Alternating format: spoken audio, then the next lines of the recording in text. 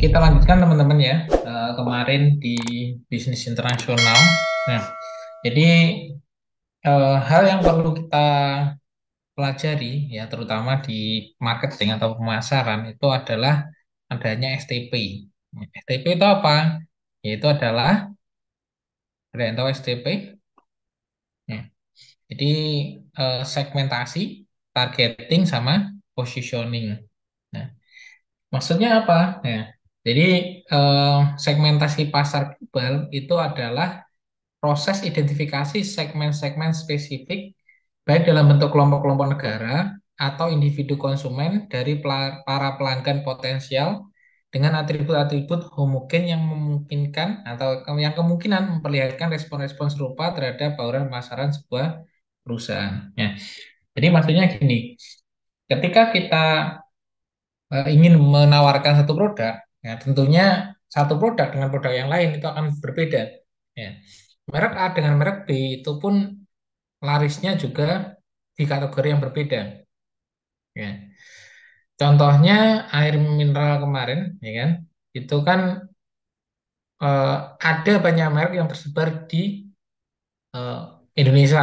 Di Indonesia saja ada banyak, mulai dari yang harganya 3 ribuan sampai yang harganya 90 ribuan. Nah, itu kenapa? Itu untuk menyasar segmentasi-segmentasi yang berbeda. Ya. Jadi segmentasi itu ibaratnya adalah sebuah kelompok. Nah, kelompok konsumen. Dan masing-masing kelompok itu memiliki keinginan dan daya beli yang berbeda. Nah, poinnya situ. Jadi ketika kita bicara tentang segmentasi, ada beberapa segmentasi, bisa berupa umur, bisa berupa kebiasaan. Nah, sama halnya seperti kebiasaan ini. Kebiasaan anak kecil dengan remaja itu pasti tempatnya juga akan berbeda. Ya. Remaja dengan orang dewasa itu pun juga akan berbeda tempat nongkrongnya, tempat bermainnya, tempat menghabiskan waktunya, itu pun akan berbeda. Maka perusahaan itu sangat penting untuk melakukan segmentasi ini agar mereka lebih fokus ke satu segmen. Ya, jadi bahasa marketingnya juga akan mudah, untuk menawarkan produknya juga akan lebih mudah. Nah, setelah kita klasifikasikan atau kita kelompokkan baik negara, rumpun ataupun konsumen-konsumen, lalu kita masuk ke targeting. Ya. Targeting itu adalah mengevaluasi setiap daya tarik segmen pasar dan memilih satu atau lebih segmen-segmen pasar untuk dimasuki. Nah, jadi ada beberapa produk itu yang memang mereka hanya memiliki satu segmen. Nah, contohnya adalah barang-barang yang mahal itu mereka menyasar segmen kelas kelas atas. Ya. Ada teman-teman pernah beli tas dengan harga puluhan juta bahkan ratusan juta, itu pun mereka memang concern di satu segmen itu. Tetapi juga ada produk yang memang dibuat untuk beberapa segmen, ya, baik segmen menengah menengah ataupun segmen ke bawah. Baik orang-orang yang suka dengan hal A atau hal B. Jadi ada beberapa produk itu yang memang saling beririsan untuk segmen-segmennya. Ya. Tetapi mereka pasti sudah punya segmen utama. Ya, jadi punya segmen utama nih yang marketnya besar. Nah, jadi proses targeting ini adalah melihat bagaimana atau seberapa besar market yang bisa dimasuki. Nah, yang namanya produk saat ini pun tidak ada produk yang benar-benar baru. Ya, tetapi mereka lebih menyasar satu segmen. Nah, makanya kenapa kok banyak produk-produk merek-merek baru itu yang bermunculan. Nah, karena mereka lebih ke berfokus ke satu segmen. Jadi kalau dulu awalnya eh, air mineral, ya contohnya air mineral lagi ya. Awal-awal muncul itu dicemooh, uang air gratis kok dijual. Nah, lalu akan muncul Aqua memberikan eh, apa ya, pemahaman bahwasanya air itu tidak tidak hanya bisa gratis, tapi ketika mau memberikan suguhan ke tamu itu akan lebih pantas ketika menggunakan tempat. Nah, yang dulu awalnya dijual dengan botol kaca, nah mulai dikemas dengan plastik. Ya, seperti itu. Lebih ke seperti itu ya. Dan ketika muncul produk baru seperti itu, maka akan banyak pesaing-pesaing yang muncul. Nah, pesaing yang muncul itu ketika mereka menjual hal yang sama, itu mereka tidak akan bisa bersaing. Kenapa? Karena Aqua menjadi pelopor ya, untuk air minum dalam kemasan. Nah, sehingga apa? Perusahaan itu berpikir bagaimana ya menciptakan produk itu yang segmennya berbeda. Nah, lalu muncullah yang namanya Le Minerale ya, dengan eh, slogan adalah sejuk. Nah, jadi air minum kesehatan dan lain sebagainya. Nah, jadi seperti itu teman-teman. Adanya eh, setelah segmentasi, setelah dikelompok-kelompokkan, dimasuki target-target segmen yang sekiranya pasarnya itu masih besar. Yang terakhir adalah positioning, yaitu adalah tindakan diferensiasi sebuah merek di dalam pikiran para konsumen terhadap dan melebihi para pesaing dalam hal atribut-atribut dan manfaat-manfaat yang ditawarkan dan tidak ditawarkan oleh merek-merek. Ya. Jadi istilahnya gini, ketika kita mengelompokkan nih eh, dengan cara segmentasi ini mengelompokkan orang-orang atau negara-negara atau rumpun-rumpun yang sama, sama keinginannya, sama kebutuhannya, maka kita targeting mana nih em, pasar-pasarnya yang besar. Nah, lalu kita buat positioning atau pembeda dari pesaing. Nah, jadi segmentasi, targeting, dan positioning ini menjadi satu paket. Nah, satu paket. Jadi kita melihat nih, melihat seberapa melihat atau mengklasifikasikan segmen-segmen pasar. Yang kedua, kita pilih ya, segmen pasar yang masih besar atau yang masih memungkinkan produk kita masuk. Ya. Yang ketiga, baru kita membuat diferensiasi yang berbeda dari leader market atau dari pesaing. Hmm, seperti itu. Itulah kenapa dulu muncul adanya mie sedap yang mengalahkan, ya bukan mengalahkan sih, yang menggeser positioning Indomie. Ya, kalau dulu kan Indomie benar-benar merajai. Ya, tetapi mie sedap itu muncul dengan berbagai macam rasa dan juga kemasannya lebih banyak. Ya. Sehingga apa? Sehingga memaksa Indomie pun untuk berkreasi juga, untuk melakukan inovasi untuk membuat rasa-rasa yang berbeda juga. Kalau dulu kan kalau mie instan itu kan rasa soto, ya, banyak kan seperti itu dulu, ya, begitu seperti itu.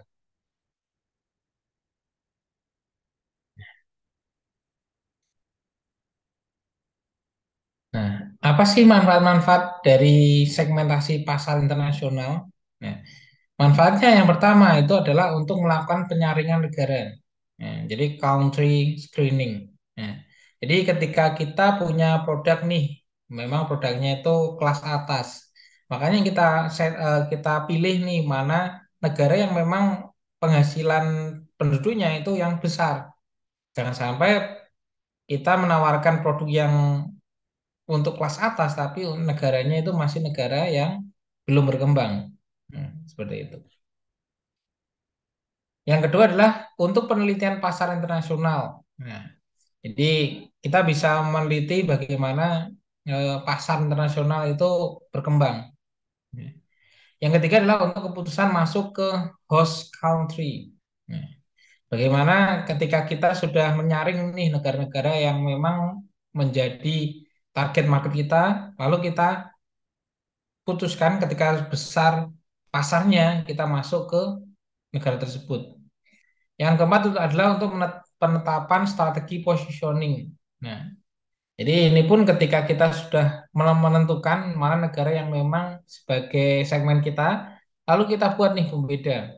Kita buat konten marketing yang berbeda, ya, yang sesuai dengan budaya mereka. Nah, yang kelima adalah untuk alokasi sumber daya. Nah, sumber daya sumber daya alam atau bahan baku atau sumber daya manusia yang ada ini pun juga berpengaruh.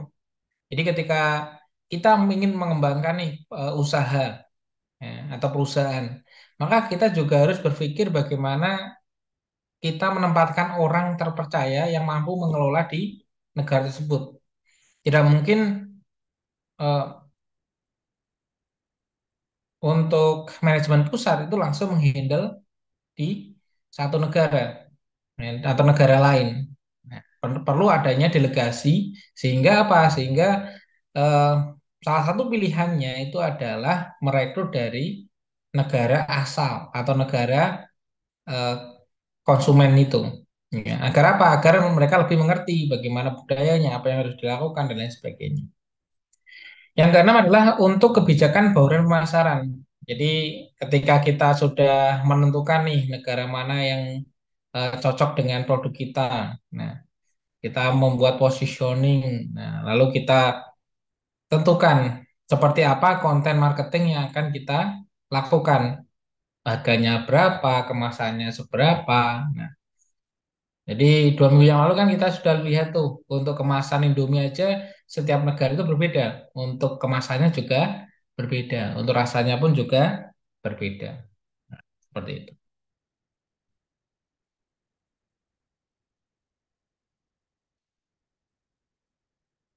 Dalam eh, segmentasi pasar internasional, ya, ada dua kebijakan. Ya. Ada kebijakan konvensional versus inkonvensional. Ya. Yang pertama itu diasumsikan kesamaan antara negara-negara. Ya. Perbedaannya adalah diasumsikan munculnya segmen pasar yang melampaui batas-batas negara. Jadi kita selesai dulu untuk konvensional ya. Jadi yang kedua adalah diasumsikan kesamaan di dalam negara tertentu. Jadi memukul rata bahwasannya ketika kita bicara tentang Singapura berarti sama persis, keinginannya juga sama. Yang ketiga sangat fokus pada perbedaan-perbedaan budaya pada tingkat makro. Nah, jadi pembedanya itu hanya negara atau rumpun saja. Yang keempat adalah segmentasi sangat tergantung pada pengelompokan pasar-pasar nasional, secara nasional. Yang kelima adalah segmen mikro dalam sebuah negara merupakan prioritas kedua. Ya. Jadi untuk kebijakan konvensional ini lebih ke melihat secara garis besar negara tersebut seperti apa, lalu dijualkan produk kita. Nah, kebijakan konvensional ini cocok digunakan ketika produk kita itu memang kebutuhan sehari-hari. Maksudnya adalah bukan konsumsi, tapi pakai. Contohnya motor, mobil, barang elektronik, ya, handphone, dan lain sebagainya. Berbeda hanya ketika kita bicara tentang kebijakan konvensional, ya, inkonvensional. Yang pertama adalah diasumsikan munculnya segmen-segmen pasar yang melampaui batas-batas negara. Jadi setiap negara itu memiliki segmen pasar masing-masing. Ya, maka kita pun juga harus menciptakan produk yang berbeda pula. Yang kedua adalah mengakui adanya perbedaan-perbedaan dalam sebuah negara. Ya. Yang ketiga menekankan perbedaan-perbedaan dan kesamaan-kesamaan nilai-nilai pada tingkat mikro, pola-pola konsumsi dan sebagainya. Yang keempat, segmentasi tergantung kepada pengelompokan pasar-pasar mikro dalam sebuah negara atau antar negara-negara. Yang kelima, segmen-segmen mikro berdasarkan kepada perilaku konsumen adalah prioritas tinggi. Nah, jadi ketika kita berbicara tentang pasar internasional, mereka lebih berfokus kepada kebutuhan konsumen. Nah, di dalam kebijakan inkonvensional ini mereka lebih ke concern ke konsumen. Apa yang dibutuhkan konsumen itu dibuat beberapa merek yang memang me- mencukupi apa yang mereka mau. Ya. Jadi kalau di setiap segmen itu kan maunya berbeda-beda, meskipun barangnya sama tapi maunya berbeda, harganya juga pasti berbeda. Ya. Dan yang ditawarkan itu pasti juga berbeda, meskipun jenis barangnya sama.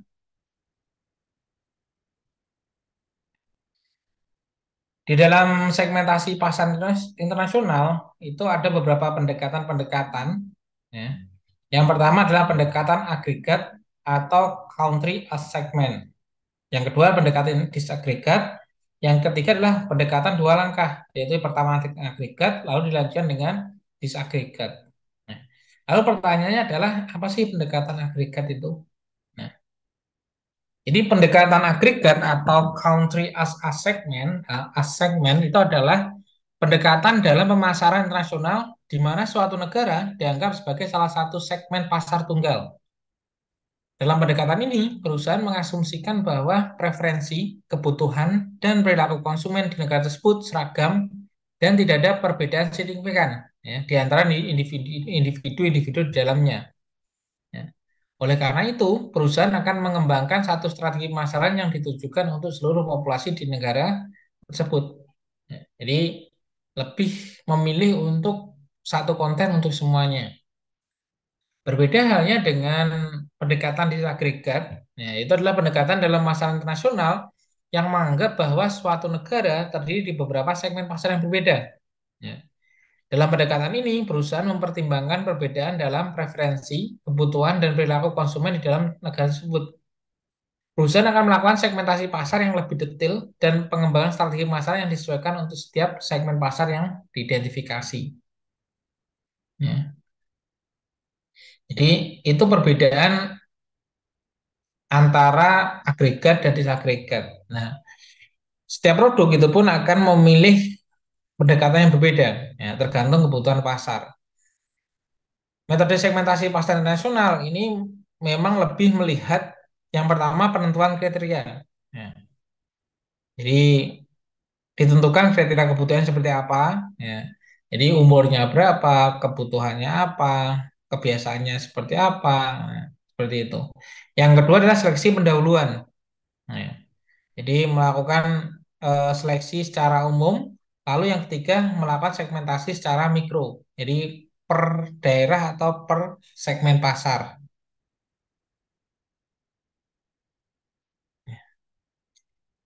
Di dalam segmentasi pasar internasional itu terdapat karakteristik negara pada tingkat makro. Ya. Yang pertama adalah konstruksi, transportasi, dan produksi agregat. Item yang diteliti itu adalah yang pertama jumlah penumpang pesawat udara, ya. Yang kedua adalah kargo udara, ya, berapa ton, ya kan? Jumlah surat kabar, ya, jumlah penduduk, kendaraan per kapita, konsumsi bensin kendaraan per kapita, dan juga produksi listrik. Nah, ini pun menjadi acuan. Ya, ini pun bisa sebagai acuan daya beli dari konsumen. Nah, karena apa? Karena di dalam transportasi ini pun kebutuhan pokok. Ya. Yang kedua adalah di bidang kesehatan. Ya. Harapan hidup, jumlah dokter per kapita, dan juga stabilitas politik. Nah, jadi setiap daerah pun punya survei atau punya angka harapan hidup. Ya. Untuk apa? Untuk melihat ya, seberapa optimis negara atau masyarakat tersebut. Yang ketiga di bidang perdagangan, ya, seberapa besar impor per GNP-nya, ya, dan juga ekspornya seberapa. Yang keempat adalah gaya hidup. Ya, jadi pendapatan per kapita itu seberapa besar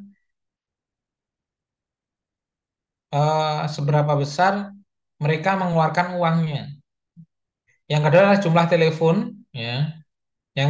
Ketiga adalah konsumsi listriknya. Ya, jadi ini pun akan terlihat ketika kita memiliki data gaya hidup dari masyarakatnya, kita akan tahu ya seberapa apa yang ingin mereka konsumsi atau mereka beli. Yang kelima adalah kosmopolitanisme, yaitu adalah pengunjung asing per kapita, pengeluaran turis, dan juga penerimaan turis. Nah, ini pun juga penting. Ya. Ketika satu negara itu banyak wisatawan asing ya atau turis asing itu masuk ke satu negara, maka otomatis akan banyak devisa yang masuk. Ya, otomatis itu juga akan menggerakkan perekonomian di satu daerah tersebut. Ya, sehingga daya belinya itu juga akan naik seperti itu. Yang keenam adalah lain-lain, yaitu indeks harga konsumen, sirkulasi surat kabar, jumlah tempat di rumah sakit, pengeluaran pendidikan, dan juga lulusan pendidikan penduduk per kapita. Ini pun bisa dilakukan proses segmentasinya. Jadi mana yang dibutuhkan berdasarkan produk yang akan dijual. Sedangkan segmentasi pasar nasional berdasarkan income per kapita, ya, segmen pasarnya itu dibagi menjadi empat. Ya, secara garis besar dibagi menjadi empat. Itu adalah negara-negara yang berpenghasilan tinggi, di mana pendapatan per kapitanya itu lebih dari 9.266 dolar. Ya.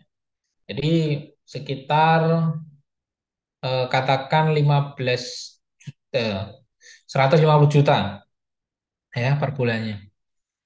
Nah, contoh negara-negaranya itu adalah Amerika, Swedia, Jepang, dan negara-negara maju lainnya.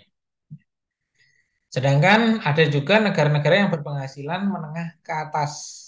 Nah, itu antara 2.996 sampai 9.266. Jadi minimal gajinya itu adalah 45 juta.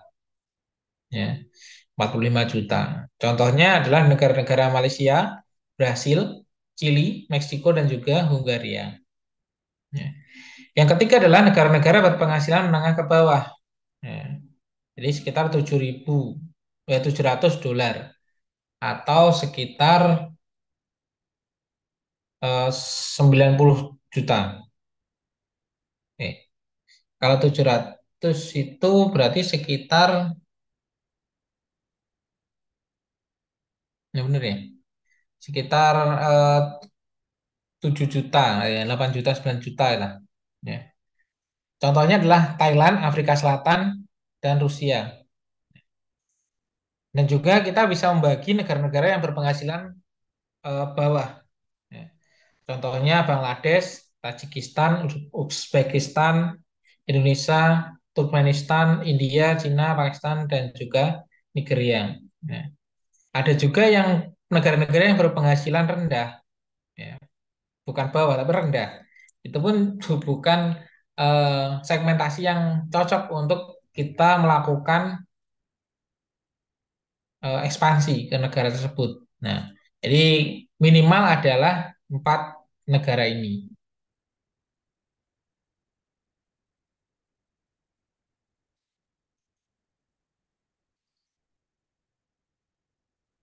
Berikutnya adalah dampak paritas daya beli terhadap income per kapita. Ya. Jadi pendapatan per kapita dan pendapatan per kapita disesuaikan dengan daya belinya. Ya. Jadi contoh pendapatan per kapita yang besar itu ada yang Jepang, Luxembourg, Norwegia, Swiss, Amerika, Denmark, Irlandia, Swedia, Singapura, dan Hong Kong. Ini penghasilan sekian. Nah, sedangkan pendapatan per kapita yang disesuaikan dengan daya belinya itu adalah seperti ini. Jadi meskipun Jepang itu negara yang pendapatannya besar, tetapi untuk daya belinya itu nomor 9 ini.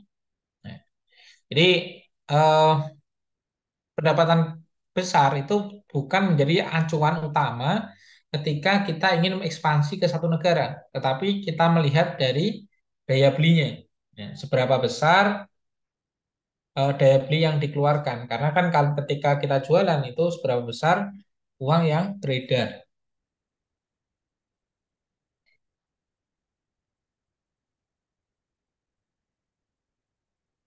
Ya. Contoh dari segmentasi yaitu segmentasi psikografik. Ya, contoh contoh segmennya adalah striver, itu orang-orang muda yang mencari kesenangan material. Ya, sebesar 26%, kebanyakan 26%. Achiever, yaitu lebih tua dari Stiver dan sadar akan status. Atau pressured, yaitu sebagian besar adalah para wanita yang menghadapi tekanan-tekanan keuangan dan keluarga. Ada juga adapter, orang-orang yang lebih tua yang mempertahankan nilai-nilai mereka, namun tetap terbuka pikiran mereka ketika menghadapi perubahan. Atau tradisional, orang-orang yang berakar ke masa lalu. Ya. Jadi ini pun bisa dilihat se apa ya segmen mana yang cocok dengan produk kita. Contoh dari 5 kategori itu, ini ternyata Striver itu adalah segmen pasar yang paling besar, yaitu anak-anak muda yang mencari kesenangan material, karena daya belinya akan semakin tinggi. Kriteria untuk penetapan target pasar internasional itu adalah adanya ukuran pasar pada saat ini dan potensi pertumbuhannya. Ya, jadi meskipun sudah banyak pemainnya, ya, tetapi ketika ukuran pasarnya itu masih besar, maka kita bisa masuk ke segmen tersebut. Ya.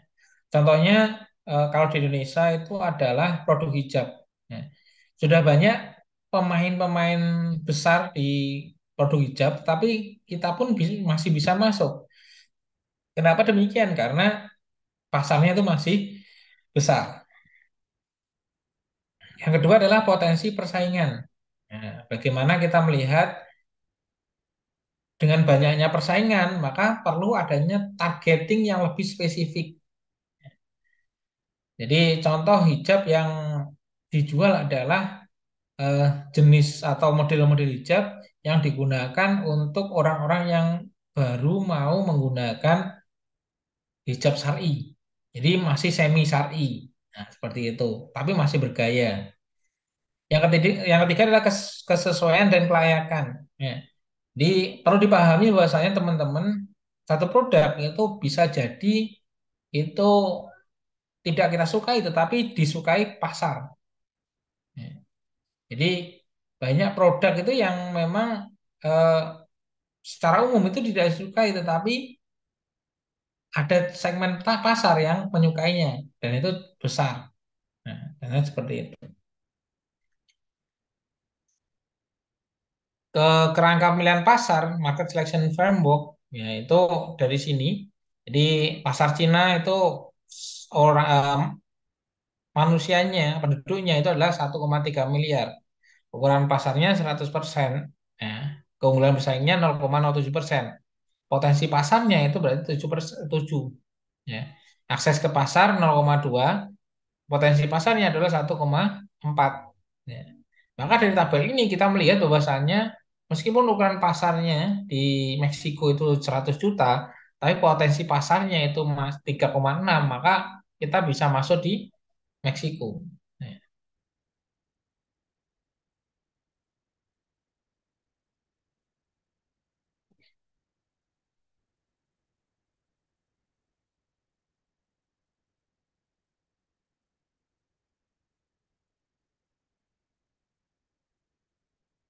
Model untuk pemilihan pasar-pasar asing, ya, 4 tingkat penyaringan. Yang pertama adalah penyaringan penelitian tingkat makro, ya, di mana kita melihat dari secara garis besar, ya, yang menghasilkan peluang-peluang pendahuluan, ya, dan adanya eh, secara garis besar itu, oh ini masih berpeluang, kita masih bisa masuk ke situ.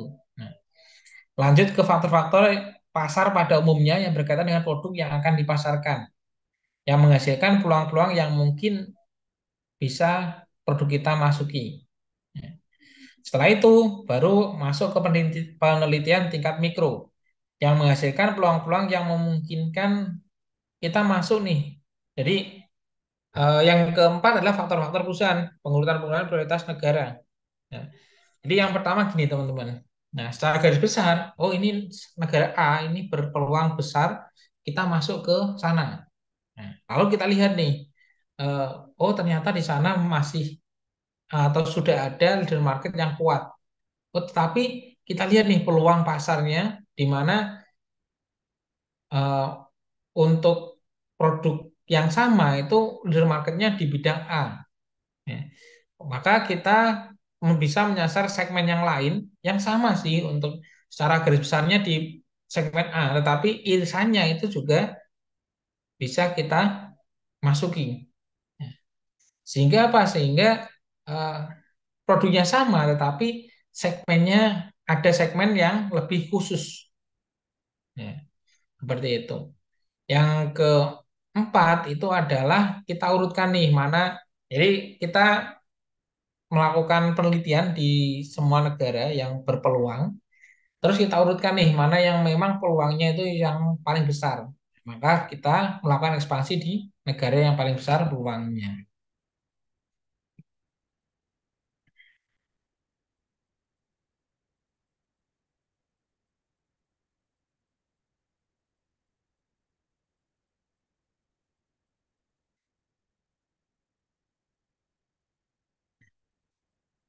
Jadi itu teman-teman untuk apa namanya? Untuk segmentasi dan targeting. Ya. Jadi poinnya ketika kita ingin ekspansi ke satu negara, ya, maka kita harus tahu ya, segmen mana yang akan kita kejar, yang akan kita jualin. Ya. Jadi istilahnya adalah kita harus mengenal dulu siapa yang akan membeli produk kita. Ya. Baru kita masuk ke negara tersebut. Ya. Ketika kita sudah tahu, oh ini eh, orang-orang yang akan membeli produk kita. Nah, lalu kita melakukan targeting yang lebih spesifik, yang memungkinkan kita untuk bisa membuat produk kita itu laku. Ya. Contohnya adalah, ya kembali lagi adalah seperti Apple. Ya. Apple kan yang namanya gadget atau telepon pintar, handphone itu kan banyak sekali merek yang beredar. Tetapi kenapa kok iPhone itu memiliki pangsa pasar yang besar? Ya, karena mereka fokus. Mereka tidak mau perang harga, tapi mereka perang kualitas. Nah, seperti itu contohnya teman-teman untuk melakukan segmentasi dan targeting.